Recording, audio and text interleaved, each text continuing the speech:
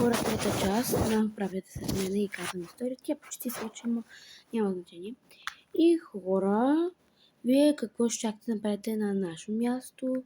Детето бе супер мило, казваше се Ели. Бе много сладичко, много мила. С ръце хора, защото четката ми я загубих. Хора, любимото ми хайлайтър, че хората се нанася с ръце, не знам други. Имах едно коментарче, че не било, няма как да струва тази марка толкова пари. 40 паунда ми, хора, 40 не помня вече колко струва. Хора, аз няма как да ви лъжа. То мене лъжа, не вас, така че няма как и за какво да лъжа. Това е супер. Така слагаме. Тъпо. Хора, знаете много добре. Любимото ми олио за устни.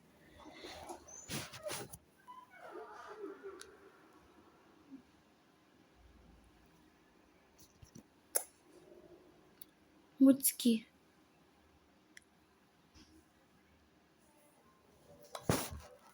Време е за косата. Хора, имах едно спрей. Ще мисля, че го показах, не знам, в една бутилчица, но аз си сложих балсам, така че няма да си сложим, ще вътре има също балсам, ще използваме любимото ми олио. Така че ето по този красив начин. Ето така, бъркаме, така размазваме. И на косата. И хора, косата ми чакаме да изсъхне. Тя си изсъхва, ние спрем нещата. Хора, само да покажа моята любима палитра, защото аз палитра не използвам, не знам защо. Иначе е супер яка, но нося си я навсякъде. Мисля, нося си палитри. Хора, сега е време за лак. Аз ще се намажа и ще покажа. Хора, не мога да отворя. Се опитам. Хора, отворих го. Ето. Това се върти. Мажа се. Хора, само да добавя, че аз супер много мразя лак. Хора, ето ги краката ми, много грозно стана, но кюте.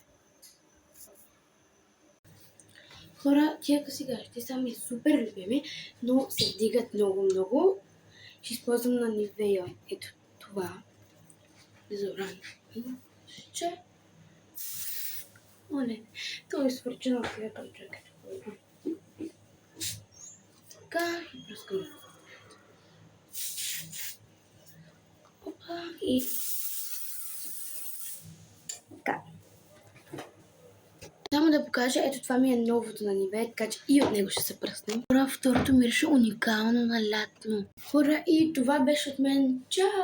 Обичам ви!